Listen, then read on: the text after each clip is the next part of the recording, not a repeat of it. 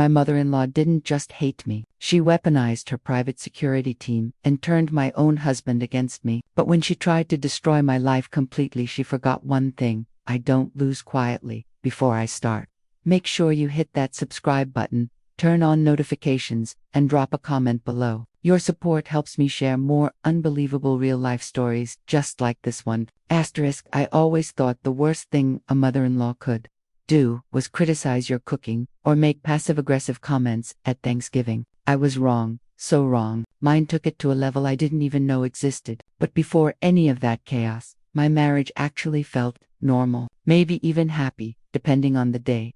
My husband, Daniel, had always been close to his mother. Too close, if you asked me. She had a way of inserting herself into every decision we made: the apartment we rented, the car we bought, even the color of our couch. I thought it would get better once we settled into married life. Spoiler alert, it got worse. Much worse. The first sign that something was changing came when Daniel started coming home quieter than usual. Not upset, not tired, just distant, like someone had switched him to airplane mode. Whenever I asked what was wrong, he shrugged me off. Work stuff, he'd say. I'm fine. But his eyes told a different story, those dull, tired eyes of someone carrying a secret.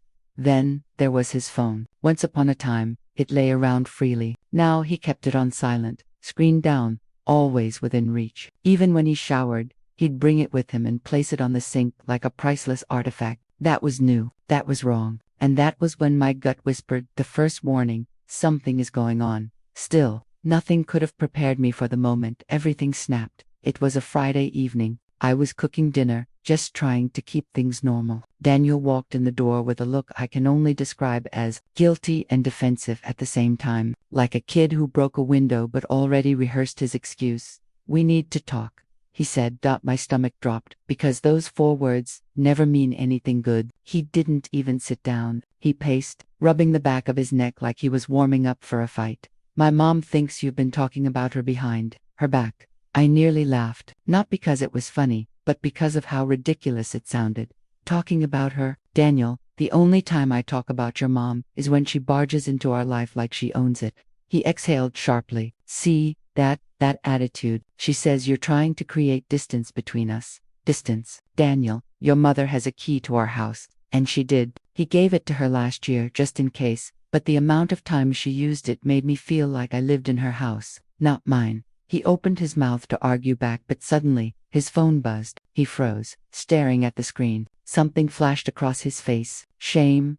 Something ugly. He turned away as he answered, "Yeah, Mom, I'm here." "Yes, okay, I'll handle it." Handle what? And why did he sound like she was the one in charge? The shift in the room was instant. Daniel hung up and looked at me with this cold, unfamiliar stare. A stare I'd never seen from him. A stare that made my chest tighten.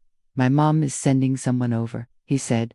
"For what?" He didn't answer. Instead, he walked toward the door, muttering something under his breath. And then, like a scene from a movie I didn't want to be in, the sound of engines rolled up outside. Not one engine, multiple. I went to the window and froze. 3 black SUVs parked in front of my house. Not police. Not family. Private security. His mother's private security. They stepped out, 6 men in matching black uniforms, earpieces, tactical boots. They looked like they were on a mission. A mission I didn't understand. My heart hammered. "Daniel, what is going on?" He didn't look at me. He didn't speak. He just clenched his jaw as the men approached our front door. And that's when fear turned into something else. Not because they were outside, but because my husband, the man I married, stood still and let it happen. Before I could say another word, there was a knock. Firm, cold, unmistakably intentional. One of the guards looked straight at me through the window. No emotion, no hesitation. Daniel finally spoke, voice low and controlled. "My mother thinks you're a threat." A threat? Me, the wife who had supported him through layoffs, through family drama, through everything. "That's insane," I said, my voice shaking. But he didn't deny it. He didn't defend me. He didn't even flinch. And in that moment, standing in my own kitchen, I realized something terrifying. His mother wasn't just interfering anymore. She was declaring war, and my husband had chosen his side. The knock at the door grew louder, more forceful, echoing through the house like a warning. My hands trembled, but I refused to back away. If I stepped aside now, I'd be surrendering to a woman who had been trying to pull the strings of my marriage since the day Daniel introduced me to her. Not anymore. Are you going to open it? I asked Daniel, my voice sharper than I felt. He didn't answer. Instead, he walked to the door like he was in a trance. I watched his hand hover over the doorknob for a second to long hesitation. Guilt, fear, I couldn't tell. But then he opened it. The tallest guard stepped inside first, scanning the room like he owned it. His eyes landed on me instantly. Ma'am, we need you to come with us. I backed up a step. Come with you where? And why? He didn't blink. Mrs. Langston has ordered us to escort you from the property. I almost laughed because of how unreal it sounded. Ordered escort me, like I was some criminal trespassing on my own life. This is my home, I said, heat rising in my chest. You have no legal right to be here. Another guard stepped forward, holding a folder. Your mother-in-law has temporary power of attorney over this residence. My head snapped toward Daniel. What, Daniel? What are they talking about? He swallowed hard, eyes dropping to the floor. My mom. She helped pay off the mortgage. She put paperwork. Look, it's complicated. Complicated. That's all he had to say, as strangers in black uniforms walked into my living room and looked at me like some intruder. I felt like the air had been sucked out of the house. My legs wobbled, but I held my ground. Daniel, tell them to leave, right now. His jaw tightened. Mom says you need space. She said it's best for both of us if you take a couple of days away. Couple of days. That was the lie he'd convinced himself to believe. But his mother, she was playing chess while he was still figuring out the rules. One of the guards stepped closer. Too close. Ma'am, please pack a small bag. We will escort you safely. Safely. My voice cracked. You're acting like I'm dangerous. No, ma'am, he said, expression unchanging. We're following orders. Orders from a woman who had never accepted me, who saw me as a threat to the possession she valued most. Her son. My mind raced. I could call the police. But what would I say? Help. My mother-in-law sent her private SWAT team to kick me out. They'd laugh or worse, side with her because of her money. I stood frozen, betrayal settling in my bones. Daniel still wouldn't look at me. This isn't forever, he said quietly, just until things calm down. Calm down from what? I demanded. What lies did she tell you? He flinched, the first sign that maybe he wasn't completely gone. But whatever she told him, it had gotten deep enough to rot his trust in me.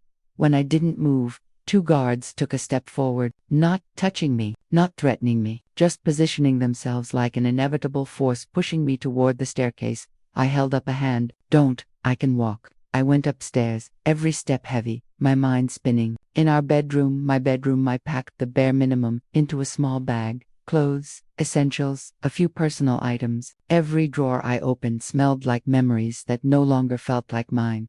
When I came back down, the guards were waiting. Daniel stood near the door, arms crossed, eyes glossy like he knew he was making the biggest mistake of his life, but didn't know how to stop it. As I approached him, I forced myself to stay steady. I hope you realize what she's doing. He blinked, finally meeting my eyes. For a brief second, his face softened. I'm just trying to keep everyone safe. Safe from what? I whispered. Me, the woman you married, the woman who's never hurt you a day in your life. He opened his mouth, then closed it. Silence, cowardice wrapped in guilt. One of the guards gestured toward the door. This way, ma'am. I stepped outside, the cold evening air slapping my skin. The SUVs waited like black vultures lined up to take me away. My neighbors peeked through blinds, watching the show unfold. Perfect. That's just what his mother wanted. As they escorted me to the car, I glanced back at the house, the life I'd built brick by brick, now under someone else's control. Under her control. Daniel stood in the doorway, arms limply at his sides, watching me leave, like someone watching trash being taken out. And that was the moment something broke inside me. Not the kind that shatters. The kind that hardens. Because if his mother wanted a war, she'd stepped onto the battlefield, and she had no idea who she was dealing with. They drove me to a hotel of her choosing, obviously, and handed me a prepaid keycard like I was some guest she was sponsoring. Out of pity. Double quotes. Mrs. Langston will reach out with next steps, the guard said before leaving. Next steps, as if my life was some corporate project she was managing. I walked into the room, tossed my bag onto the bed, and sank into the chair. My hands were shaking, not from fear, but fury. My husband betrayed me. My home was taken from me, and his mother had humiliated me, like I was a problem to be removed. But as the numbness faded, something else formed in its place, a vow. I would not let this end with me being the victim. I would not let her rewrite my story. She wanted me gone, but I wasn't going anywhere. And before this was over, she'd learn that the woman she underestimated was the very woman capable of destroying her entire empire. I didn't sleep that night, not even for a minute. I sat on that stiff hotel chair with the cheap upholstery, staring at the tiny blinking red light on the smoke detector, feeling my heartbeat in my fingers.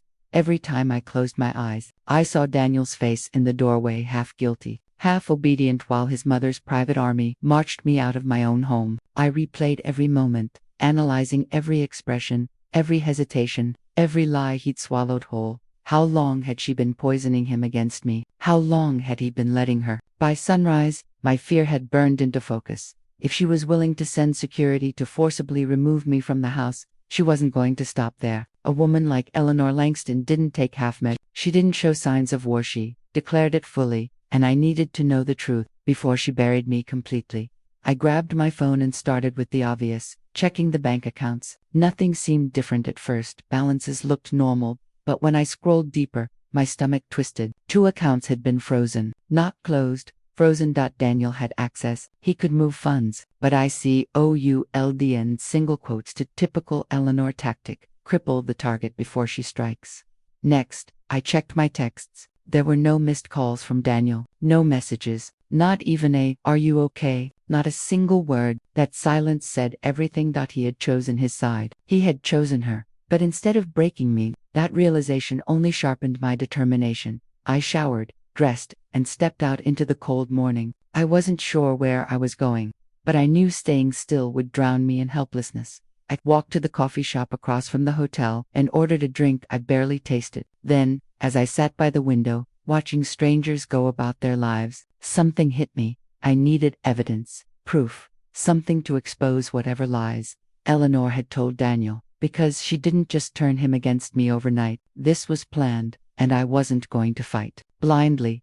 I pulled out my phone and dialed the one person who knew Eleanor better than anyone else, because they had worked for her for 5 years. Tara. When Tara quit last year, she didn't give details. She said it was time, but I saw the fear in her eyes. She had been Eleanor's personal assistant, and if anyone had dirt on that woman, it was her. She answered on the 3rd ring. "Oh my God, why are you calling me so early?" she groaned. "Tara," I whispered, "it's happening." Silence. "What did she do?" Tara finally asked, her voice shifting, alert, uneasy, like she had been expecting this call someday. "She had her security escort me out of my house." Daniel didn't stop it. He just stood there like he'd already chosen her over me. Another long silence. Then, "Meet me in 30 minutes. Same place I used to go when I needed to breathe." I knew exactly where she meant. The lakeside park. 20-5 minutes later, I spotted her sitting on the bench near the water, bundled in a hoodie and sunglasses like she was hiding from the world. When she saw me, she stood and opened her arms. The hug she gave me wasn't comforting, it was apologetic. "I'm sorry," she murmured. "I should have warned you sooner." I pulled back, confused. "Warn me about what?" Tara looked over her shoulder, as if checking for cameras. "Eleanor wasn't just trying to break your marriage. She was preparing for this." "For what?" "For getting rid of you entirely." My breath hitched. "Tara, what do you mean?" She exhaled shakily. "She's been building a case. Fake documentation, altered emails. She had someone monitoring your phone logs, and Daniel thinks you've been talking to a lawyer behind his back." "What?" I nearly choked. "I've never talked to a lawyer about anything. She made it look like you did." The world around me blurred. Why would she go that far? Tara hesitated, then said the words that made my blood run cold. "Because she wants custody." My mind blanked. "Custody? Of who? We don't even have kids." "That's not the custody she wants," Tara whispered. "She wants custody of Daniel." I stared at her, speechless. My heart thudded in my ears. "She sees him as her asset," Tara continued, "and she thinks you're mismanaging him. She believes you're ruining his potential, distracting him, weakening him. She thinks she can fix him once you're out of the picture." "She's insane," I breathed. "Rich people insanity is different," Tara said. "It's organized." I rubbed my temples, trying to breathe. "She staged everything, every argument, every misunderstanding. She fed him lies and made me look like the problem. And now she's isolating you," Tara said. "That's step 1. I swallowed hard. What's step 2? Tara scanned the area again, her voice dropping. Step 2 is character assassination. She'll make you look unstable, irrational, dangerous. My pulse quickened. Dangerous. To whom? Tara placed a hand on my arm. To Daniel. I shook my head in disbelief. She's going to frame me. She already started, Tara whispered. My stomach twisted. How do you know? Tara pulled something from her bugger thumb drive. I grabbed a copy of some files before I quit. I couldn't keep them. I was scared, but I knew one day you'd need them. I stared at the small device in her palm. What's on it? Everything, she said. Emails, recordings, messages she edited, plans, strategies, notes she made about how to manipulate Daniel. You need to see it. I took the drive with shaking hands. And Tara, why are you helping me now? She sighed. Because I know what she does to people she doesn't like. And trust me, you're not even the worst case. I swallowed hard. What do I do now? Tara looked at me with a mix of fear and sympathy. You fight smart. You expose her. But you need to be careful, because if she finds out you have this, she nodded toward the thumb drive, she'll come for you, harder than before. I glanced down at the tiny device that suddenly felt like a bomb in my hand. Everything I needed to destroy Eleanor was inside it. Everything she'd done, every lie, every manipulation. But before I could even process the weight of it, my phone buzzed. A text from an unknown number. We need to talk now. Daniel. My heart skipped. Another message came through immediately after. Don't tell anyone where you are. I stared at the screen, my pulse pounding. Was he reaching out because he missed me, or because his mother sent him? Tara leaned over my shoulder. Don't trust it. Not yet, but I already knew I had to respond. Because this story wasn't over. Not even close. I stared at Daniel's message on my screen, my pulse pounding in my ears. We need to talk. Don't tell anyone where you are. There was a time when those words coming from my husband would have brought comfort. A sense of, he wants to fix this. A sense of, he's on my side. Now, those same words felt like a trap. Tara leaned closer, eyes narrowing. You can't meet him alone. Not after what his mother just pulled. He could be manipulated, or worse, following instructions. My throat tightened. I know, but if I don't respond, he'll think I'm hiding something. And that's exactly the kind of narrative she wants. Tara nodded. Then text him, but don't agree to anything yet. I typed back with shaky fingers. I'm safe. What's going on? A few seconds passed. Then my phone buzzed with a wall of text. Mom said she only asked security to escort you out because she thought you were unstable last night. She thinks you're stressed, overwhelmed, maybe not thinking clearly. I'm trying to understand your side, but I need to know if you've been talking to anyone about us. My hands clenched. Tara muttered. There it is. Step 2. She plants the seed that you're unstable. My blood boiled. Unstable. I'm the one who got dragged out of my own damn house. Another message popped up. Please tell me you're not involving lawyers. Mom showed me screenshots. Just be honest with me. Screenshots. Fake ones. The ones Tara warned me about. I typed slowly, careful not to sound emotional. I haven't talked to any lawyer. Someone is lying to you. A long pause. Too long then. Can we meet? Not at the house. Somewhere neutral, please. Tara touched my arm. If you go, she knows. Eleanor tracks everything of his texts, calls, location. She probably told him to message you. My mind spun. But if I don't go, he thinks I'm guilty. That gives her more fuel.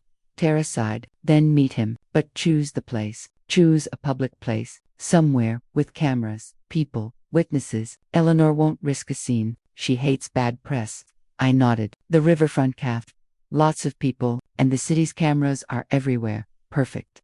I texted Daniel. Meet me at Riverfront Cafe in 2 hours. He responded instantly. Okay, I'll be there. The speed of his reply made something sink in my chest. He wasn't thinking. He was following instructions. His mother had trained him well. Tara walked with me back to the hotel. Before leaving, she paused at the door. Hey, she said softly. Be careful. Eleanor doesn't just fight to win. She fights to eliminate, and she's not expecting you to have proof. I nodded, clutching the thumb drive in my pocket. Thank you. Tara gave me a sad smile. No, thank you. Someone needed to take her down. When she left, the room fell silent again. I sat on the bed holding the drive, my mind racing with possibilities. I wanted to plug it into my laptop right away, but a part of me hesitated. What if it unlocked something even worse? What if she had more planned than I could even imagine? But I needed strength going into this meeting. Information was power, and I was done being the clueless one in this game. I opened my laptop and inserted the drive. A folder popped up instantly. Control project. Daniel, my breath caught. Project. She had made my husband into a project. I clicked the folder and a list of files appeared: recordings, screenshots, edited emails, drafts labeled talking points for Daniel, even instructions for how he should confront me depending on my reaction. That my chest tightened painfully. She had rehearsed him. She had trained him. One document was titled, Objective. Remove influence spouse holds over Daniel before Q4. Before Q4. Like I was a bad stock investment. I clicked another file. It was a series of audio recordings. Eleanor's voice filled the room. Smooth.com. Calculating. Daniel, sweetheart, you need to trust me. She's draining you. I can see the signs. She wants to separate you from your family because she knows that's where your true value is. Another clip. If she reacts emotionally, that's manipulation. Don't fall for it. And another. Remember, she benefits from keeping you dependent. We need to restore your independence. My eyes burned with angry tears. She had twisted reality, weaponizing every insecurity he had ever confided in her. Then I found a document labeled, PR Crisis Management. If spouse goes public. I clicked it, and my stomach turned. She had a full plan prepared. Smear campaigns, statements to media, character attacks, photos taken out of context, edited videos. It was all there. I sat back, shaking my mind, struggling to process the level of evil laid out before me. This wasn't controlling. This wasn't meddling. This was a multi-phase takedown plan. I shut my laptop and pressed my hands against my face. The meeting with Daniel wasn't just a conversation now. It was a chance to test how deep her claws were buried in him, a chance to see whether I still had a husband or just a puppet she controlled. 2 hours later, I stood outside Riverfront Cafe, sunlight glinting off the water. People walked by, couples laughed, families strolled. Then I saw him. Daniel. Walking toward me with the same conflicted expression. He had worn the night before: guilt, confusion, fear, and something darker. Indoctrination. He approached slowly, hands in his pockets. When he finally stood in front of me, his eyes softened for a moment. Just a moment. You came, he said. His voice cracked slightly. That should tell you something, I replied. He exhaled shakily. I don't want to fight with you. Good, I said. Then tell me the truth. Why did you let them throw me out of my home? He looked down at the ground. You were yelling. You were upset. Mom thought your mother is not a mental health professional. I snapped. He flinched like I had struck him. I'm just trying to figure out what's real, he whispered. Mom showed me proof that you've been looking into divorce lawyers, that you transferred money, that you said you didn't feel safe with me. My breath left my body. Those are lies, Daniel. Fabricated, manipulated, created to make you think I'm the enemy. He swallowed hard. Why would she do that? Because she wants control over you. Total control, and I'm the only person in her way. Silence.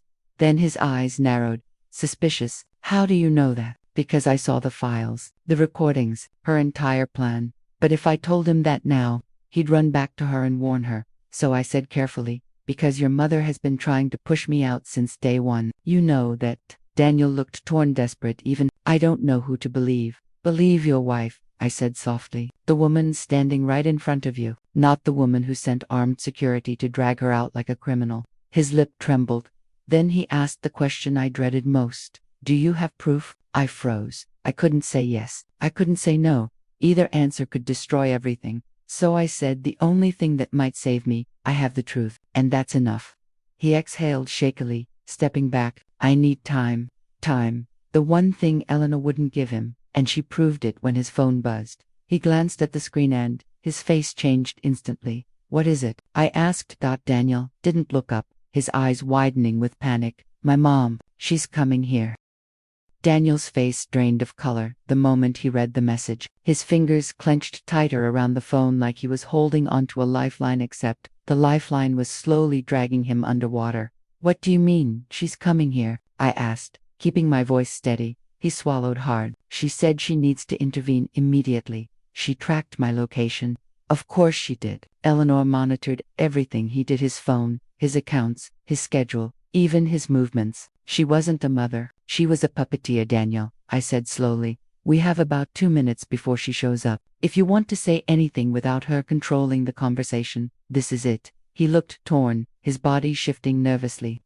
"I don't know what to think right now." "That's because she's trained you not to think for yourself," I said softly. "She's been planting seeds for months, maybe longer. And now everything she warned you about your unstable wife, the dangerous influence, the legal threats, it's all coming together for her. Not because it's real, but because she created the narrative." He shook his head weakly. "You don't understand. She showed me things." "I know," I whispered, my heart breaking for him. "She fabricated them. She edited them. She staged them. None of it is real." Before he could respond, a sleek black car pulled up aggressively to the curb. The kind of car you only drove if you wanted people to know how much money and power you had. The door opened, and Eleanor stepped out like she was arriving on a red carpet, poised, controlled, terrifying in her elegance. Black coat, dark sunglasses, perfect posture, death disguised as class. Her heels clicked sharply against the pavement as she walked toward us. Every step felt like a countdown. Daniel instinctively straightened, shoulders pulled back like a soldier standing at attention. The transformation was instant and heartbreaking. "Sweetheart," she said in a voice dripping with concern she did not feel, "are you okay? You didn't answer my last message." Daniel softened, almost melting beneath her tone. "I'm fine, Mom. We're just talking." Her gaze slid to me, and behind the polite smile she offered, I saw the truth. Contempt, possession, calculation. She didn't greet me, didn't pretend, didn't bother. Instead, she said to Daniel, "I need a moment with you." Eleanor didn't ask for permission. She issued orders. Daniel looked at me, torn again, but he followed her a few steps away, out of earshot. Except Eleanor, in all her arrogance, forgot something. City cafes have reflective windows. And she positioned herself perfectly in front of one. I couldn't hear the words, but I could see everything reflected behind me as they talked. Her hand on his arm, her exaggerated expressions, her performative concern. She was playing a script she had rehearsed long before she ever showed up. Daniel shook his head, trying to explain something. Her expression hardened instantly. She switched tactics: anger, fear, guilt, emotional manipulation, all layered with subtle threats he couldn't recognize as threats. I knew the playbook now. I had seen it in the files. She was conditioning him in real time. After a moment, he whispered something that made her freeze entirely. He pointed at me. Her head snapped in my direction, like a predator spotting movement in the grass, and she started toward me. Daniel followed, helplessly. "Well," Eleanor clasped her hands as she reached me, "I suppose we should discuss the situation rationally." Rationally. From the woman who orchestrated an entire psychological war against her own son's wife, Eleanor. I said coolly, "There's nothing rational about sending private security to drag a woman out of her home." She lifted her chin. "I acted to protect my son." Daniel glanced down, ashamed. "From what?" I asked. "A conversation, a disagreement, a marriage you don't control." She inhaled sharply, but her polite facade didn't crack. "Darling, you're clearly overwhelmed. You've been emotionally volatile, and last night, Daniel was truly frightened." "That's a lie," I said bluntly. Her lip twitched. Daniel stepped in quickly. "Mom, please, let's just talk." "No," she cut him off. "You don't need to be cornered like this." "Cornered?" I laughed softly. "We're in public, Eleanor. The only one who corners people is you." Her eyes sharpened like blades. "Let me be very clear. You need to take some time away from Daniel, for your own well-being, for mine." I repeated, "Or for yours." Eleanor stepped closer, lowering her voice like she was issuing a threat disguised as advice. "You are not well," she whispered, "and if you continue behaving like this, you will force me to take more formal measures." My stomach tightened. "What measures?" Her smile didn't reach her eyes. "You'll find out." Daniel looked alarmed. "Mom." She ignored him. She turned her back on Daniel and faced me fully. "You should leave," she said, "before this escalates." I stared into her eyes. She expected fear. She expected defeat. Instead, I gave her something else entirely. A quiet, cold smile. "Eleanor," I said, "you should be very, very careful thinking you know how this ends." She tilted her head slightly, confused, maybe even intrigued. I leaned closer, my voice low. "Because you're not the only one who has information." For the first time since I'd met her, Eleanor's mask slipped just a flicker, but enough. Her pupils tightened, her nostrils flared. She felt it, the shift, the threat, and she did not like it. "What are you implying?" she asked. That I know what you've been doing, I said calmly. The lies, the manufactured evidence. Daniel deserves the truth. And trust me, he's going to get it. Eleanor stiffened, her smile disappearing entirely. Daniel looked back and forth between us, confused and terrified. What truth? He asked. Eleanor grabbed his arm. She's lying. I met his eyes. Am I? He looked at me, really looked, and something was shifting. I could see doubt starting to form in his expression. Doubt in her. Not me. Eleanor recognized it instantly. Daniel, she snapped. We're leaving now. He didn't move. She gripped his arm tighter. Do not make me repeat myself. But Daniel stood frozen, caught between two worlds, two versions of reality. Mine and hers. I'm not going anywhere, he whispered. Her posture stiffened. Excuse me. Daniel swallowed, his voice trembling. I need answers, and I'm not leaving until I get them. Eleanor's jaw tightened. And then something happened I never expected. She leaned in close and whispered something into his ear. His entire face changed. Shock, confusion, something like horror. He stepped back from her. That's not true. That can't be true. Eleanor reached for him. Daniel, stop, but he jerked away. Why would you hide something like that from me? He asked, voice breaking, but my heart hammered. What did she say? Daniel turned to me with a pale, devastated expression. She said, he swallowed. She said she has proof that you tried to hurt yourself and that you blamed it on me. The world tilted. I stared at Eleanor, stunned. She didn't blink, didn't flinch. She just watched me with ice-cold triumph, because she knew exactly what she had just done. She had just weaponized the deadliest lie she had, and she wasn't finished, not even close. I didn't sleep that night. I kept my eyes on the ceiling fan, watching the faint shadow glide across the walls, as if my thoughts were looping in circles, just like the blades. My body was exhausted, but my mind was wide awake, pulsing, buzzing, refusing to settle. Every time I closed my eyes, I saw my mother-in-law's face, that cold, triumphant stare she'd given me when her security escorted her out, the stare that silently said, I'm winning. And worst of all, I saw the expression on my husband's face, conflicted, torn, but still choosing her. Morning came like an insult, bright, loud, unwanted. I heard movement, downstairs, drawers, cabinets, footsteps, the muted clatter of someone trying not to wake another person. I knew it was him. I took a breath, pushed myself up, and walked downstairs. He was standing at the kitchen counter, pouring coffee into a travel mug, but not the casual I'm running late for work type. No, this was the I'm leaving because I don't know how to be in the same room with you type. His shoulders were stiff, his face tired, but guarded. Are you going somewhere? I asked, keeping my voice steady. He didn't turn. I think I should stay with my mom for a few days. There it was, the knife, delivered without hesitation. I swallowed hard, because of her, after everything she caused yesterday. He finally turned toward me, and for the first time in days, I didn't see just frustration. I saw doubt, a tiny crack in his certainty. She told me she doesn't feel safe around you, he said quietly. I actually laughed, a broken, bitter laugh. She doesn't feel safe around me. After she called private security, forced her way into our lives, and tried to convince you I'm the problem. She thinks you're hiding something, he murmured. So that was her angle. I stepped closer. And what exactly does she think I'm hiding? A secret bank account, a second husband, a criminal past. What lie did she feed you this time? He avoided my eyes. I don't know, but you've been defensive lately, emotional. And she said, don't finish that sentence. I cut in. Don't let her weaponize my emotions against me. Any woman would be emotional if her mother-in-law was trying to destroy her marriage. He didn't argue. That scared me more than if he had. He picked up the mug and walked toward the door. I followed him to the foyer, feeling the panic rising in my chest. So you're just leaving, right now? After everything we've built, after all those promises, this isn't goodbye, he said, though he couldn't look at me. I just need clarity. Clarity doesn't come from running to the person causing the chaos, I whispered. He opened the door, paused. For a moment, I thought he might turn around. He didn't. He walked out. The door clicked shut with a softness that hurt, more than if he'd slammed it. I just stood there, completely still, listening to the silence he left behind. My body felt hollow, like someone had scooped out everything inside me and left the shell standing. But grief eventually turned into anger, not the destructive kind, the purposeful kind. I wiped my face, straightened my posture, and said out loud to the empty room, You want clarity. I'll give you clarity.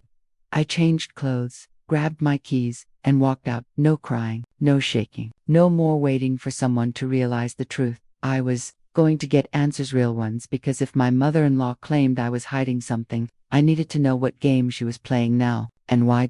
And I knew exactly where to start, with the one person who had called me late at night, months ago, whispering that he needed to tell me something about my mother, before abruptly backing out and disappearing. My husband's uncle, the only person in that family who had ever warned me indirectly that the woman I married into was not what she seemed. His house was 30 minutes away. I drove in silence, gripping the wheels so tightly my knuckles were white. When I pulled into his driveway, he was already standing outside, as if he'd expected me. His eyes flickered with a mix of guilt and relief. I knew you'd come eventually, he said. Why did she call private security on me? I demanded. And what lies is she feeding my husband now? He opened the door and gestured for me to follow him inside. This goes deeper than you think. And if she's escalating, you need to hear everything. Every detail I couldn't tell you before. I stepped inside, heart pounding. He closed the door behind me, and then he said words that made my blood run cold. Your mother-in-law isn't trying to protect your husband from you. She's trying to protect herself, because if he finds out what she did, her entire world collapses. The room seemed to shrink around me. What did she do? I whispered. He took a breath. You're not the first daughter-in-law she's destroyed, but you might be the first one who can prove it. My pulse thundered in my ears, and then he began to tell me everything. Everything she'd kept hidden for years. Everything. She was terrified my husband would learn, but the worst part, the thing that made my knees nearly buckle, it had to do with me, with why she targeted me from day one, with something I never knew about my own past, something she'd been hiding since the moment I entered their family, something big enough that she was willing to rewrite reality, turn my husband against me, and even call private security to intimidate me. And for the first time since this nightmare began, I realized she wasn't trying to win. She was trying to survive. He motioned for me to sit, but I stayed standing. My body refused to rest. My nerves were stretched too tight, like a wire pulled to its breaking point. Just tell me, I said, my voice barely above a whisper. Tell me what she's hiding. My husband's uncle rubbed his forehead, the kind of gesture people make when they're about to unload something heavy, something with weight, consequences, history. It started almost 15 years ago, he began, long before you were part of the family, back when your mother-in-law ran things not just at home, but in every corner of their lives. I folded my arms tightly. And she wasn't always the villain she is now, he said, but she became one when she realized she could control people through fear. I frowned. Fear. He nodded. She used money, status, secrets, and when she found something damaging about someone, she kept it, locked it away like ammunition, waiting for the moment she could use it. My stomach twisted. What does that have to do with me? He looked directly into my eyes. Everything. A chill rippled down my spine. He continued slowly, cautiously, as if each word weighed 1,000 pounds. When you and your husband started dating, she hired a private investigator to look into you. I stepped back as if I'd been slapped. She what? Because she couldn't stand the idea of her son choosing someone she didn't handpick herself. She had a plan for him, a marriage into another wealthy family, a merger disguised as love. My voice trembled with rage. So she went digging into my life, hoping to find something to ruin me with. Yes, he didn't sugarcoat it, but what she found scared her instead. I stared at him, trying to read his expression. What did she find? He exhaled heavily. Your biological father? My breath caught in my throat. What about him? I whispered. He hesitated too long. Just say it, I demanded. He finally spoke. Your real father was involved in a legal scandal years ago, a big one. Fraud, money laundering, the kind of case that made headlines. Your mother left him, changed her last name, moved states to protect you from the fallout. You were barely a toddler. My knees trembled. My mother never told me that. She wanted to protect you from his mistakes, he said. She did the right thing. You grew up safe, normal, removed from all of it. I pressed a hand over my mouth. I felt dizzy, like the floor beneath me tilted. But your mother-in-law found the connection. Even though your mom legally separated you from it, she found a way to confirm the truth. And once she had it, she weaponized it. Tears stung the back of my eyes, but I forced them down. So she was blackmailing me without me even knowing. She wasn't blackmailing you. His voice darkened. She was blackmailing your husband. My heart dropped. She told him, he continued, that you were hiding something dark, that your family had a criminal past, that you were marrying into their wealth to secure a better life. She twisted the truth so badly that he didn't know what to believe. I staggered backward, gripping the back of a chair to stay upright. She lied to him, I whispered. She poisoned his mind. Yes, he said, and he believed her because she showed him papers, documents, court records, all with your biological father's name on it. But I didn't even know, I cried. How could I hide something I didn't know? You couldn't, he said gently. But she didn't care about the truth. She cares about control. If she can make you seem unstable, secretive, emotional, irrational, then she wins. She makes your husband dependent on her again. My head was spinning. Heat rushed through my body. So she called private security, I said slowly, connecting the dots, not because she felt unsafe, but because she wanted him to feel like I was dangerous, like I'm unpredictable, like she needed protection from me. He nodded. It's all part of her narrative. I pressed a shaking hand to my forehead, and now he's staying with her. Yes, which is exactly what she wanted. I sank into a chair, finally overwhelmed. He sat across from me. You're in a dangerous position right now, but not because of your past, because she's building a case to make you look unstable. She's manipulating him step by step. The words soaked into me like cold rain. And she will escalate, he warned. She always does when she feels control slipping. I looked up at him through blurry eyes. You said I might be the first one who can prove what she's done. How? He leaned forward. Because she went too far this time. I have evidence. Messages, recordings, conversations she thought were private, things she said about destroying your marriage before it even began. Something inside me shifted, a spark of strength, of clarity. Why me? I whispered. Why did she target me so viciously? Because, he said, you threatened her influence. Your husband became happier with you than he had ever been with her. He stopped relying on her, stopped handing her the power she'd held over him his whole life, and she couldn't stand that. My throat tightened. She saw you as the enemy the moment he chose you over her, he said. But now she's desperate. That makes her dangerous. I wiped my face. Then, I need to fight back. Yes, he agreed. But you have to do it smart. You have to play her game better than she can. I stood, my legs steadier now. What do I do? He met my eyes with a seriousness that shook me. You need proof. You need a record of everything she's done, everything she said, every lie she fed your husband, every attempt to isolate you. And you need to gather it before she realizes you're onto her. I swallowed hard, and then, he said, you show your husband the truth, not with emotion, not with anger, with evidence she can't explain away.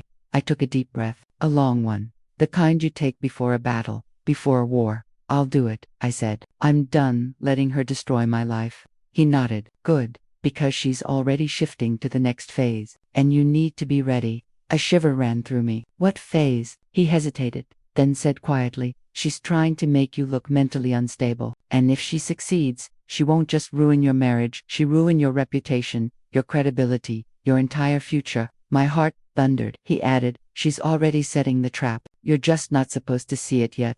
The room seemed colder suddenly, and for the first time, I realized this wasn't just manipulation. This was a calculated ambush, and I had walked right into the middle of it.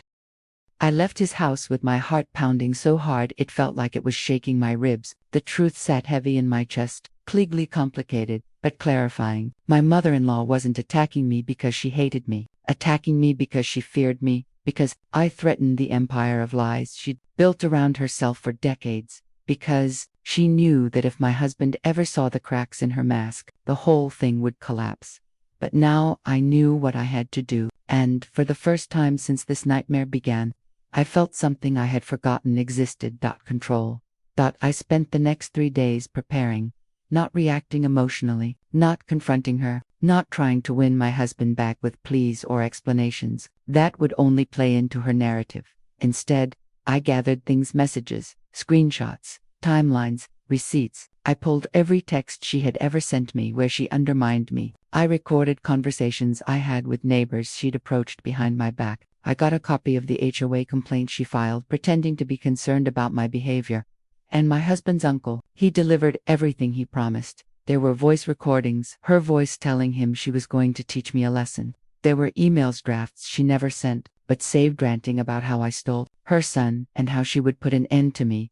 There were even text messages between my mother-in-law and a private investigator she had hired again just a week ago. Then, the most damning piece, Chris Puffer admitting she knew my biological father's past had nothing to do with me, and she didn't care. He doesn't need the truth, she said on the recording. He needs a reason to stay loyal to me, and she's the perfect excuse.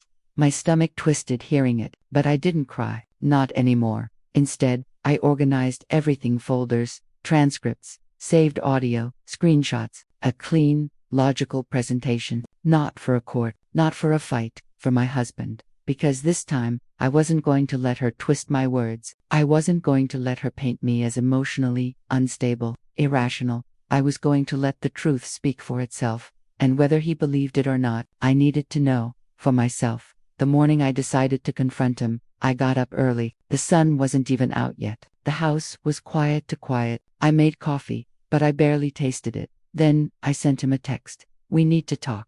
Today. No yelling, no accusations, just facts. Please come home. He didn't respond for 20 minutes. Every second felt like its own hour. Then finally, I'll be there in an hour. I exhaled shakily. It was time. He arrived exactly an hour later. When the door opened, he looked tired, like he hadn't slept in days. His shoulders sagged. His face was unshaven. His eyes were red. He stepped inside slowly, as if the house itself felt foreign to him now. I don't want to fight, he said immediately. Good, I answered, because I'm not here to fight. We sat at the dining table, the same place where so many happy dinners had happened, the same place where he had once held my hand and told me he'd choose me, always. I opened my laptop. I didn't speak emotionally. I didn't defend myself. I simply said, I'm going to show you everything your mother said, everything she hid, everything she twisted, and I'm going to do it calmly. I need you to listen without interrupting. Then you can decide whatever you want. He nodded, though I could see he was nervous. I pressed play on the first recording. His mother's voice filled the room. She's not good enough for him. I will not be replaced by some nobody. I saw his face shift just slightly. Then the next recording. She doesn't need to know what her father did. What matters is controlling the narrative. He'll believe what I tell him. His eyes widened. I played the text message thread between her and the one where she instructed the investigator to find anything that can ruin her credibility. Then I showed him screenshots of her filing a false HOA complaint against me. Messages where she accused me of being unstable to neighbors, to family friends, to relatives I had barely met. Every lie she told, every manipulation, every piece of the puzzle. With each one, his face turned paler. His hands tightened into fists. His breathing grew uneven. But I wasn't done. I opened the final audio file, the one that made my stomach turn every time I heard it. His uncle's voice asked her, "Why are you doing this to her?" Her response, "Because if she stays, he won't need me anymore. Do you understand? He'll choose her life over mine. I am not losing my son. I had him first." Silence followed. Heavy, suffocating. My husband's head dropped into his hands. He whispered, "Oh my God." Tears slipped down his face. Not dramatic, not loud. Just quiet, broken heartbreak. I didn't touch him. I didn't comfort him. I let him sit with it. After a long moment, he looked up at me. His voice cracked. "Why didn't you tell me sooner? Why did you try to handle this alone?" I held his gaze, because I was fighting for the both of us, but I couldn't make you believe something you weren't ready to see. He closed his eyes for a long moment. Then he said something I will never forget. "I failed you. I let her convince me you were the enemy. I'm so sorry." I didn't cry. I had already cried enough. I simply said, "What matters is what we do now." He nodded. "I want to fix this. I want to fix us." But before I could respond, we both heard a car door outside, then another. We walked to the window, and there she was, my mother-in-law, strutting toward the house with her chin raised, 2 private security guards behind her. As if she were marching into a battlefield she believed she already won. My husband opened the door before she could knock. "What are you doing here?" he asked, his voice cold. She smiled sweetly. "I came to bring you home, away from that woman." He didn't move. She stepped closer. "Sweetheart, she's manipulating you. She's twisting everything I've said." He cut her off. "No, Mom, you manipulated me." She stiffened. "What?" I heard everything. he said firmly. All the lies, the recordings, the messages, everything. Her face went ghost white. I trusted you, he said, more pain than anger in his voice. And you tried to destroy my marriage. You humiliated my wife. You lied to me about her family. You hired people to stalk her. You tried to make her look unstable. Her mouth fell open. Who told you? I heard it from you, he snapped. In your own voice. She stuttered uselessly, looking between us like a trapped animal. I was protecting you. No, he said quietly. You were protecting yourself. Her eyes filled with fury. You ungrateful child. After everything I've done, leave, he said. The word cut through the air like a blade. She blinked, stunned. You can't be serious. I am, he said. Leave, right now. And don't come back until you can accept my wife with respect. If you ever can. She looked at me, then pure venom in her stare. This isn't over, she hissed. I stepped forward, my voice calm, steady. Oh, it is, because I'm done being scared of you, and I'm done letting you rewrite my life. Her jaw tightened. Her power was gone. She turned sharply and stormed off, her security scrambling behind her. The door shut, silence thought. Then my husband turned to me, tears still clinging to his lashes. I choose you, he whispered, and I'm going to spend every day proving it.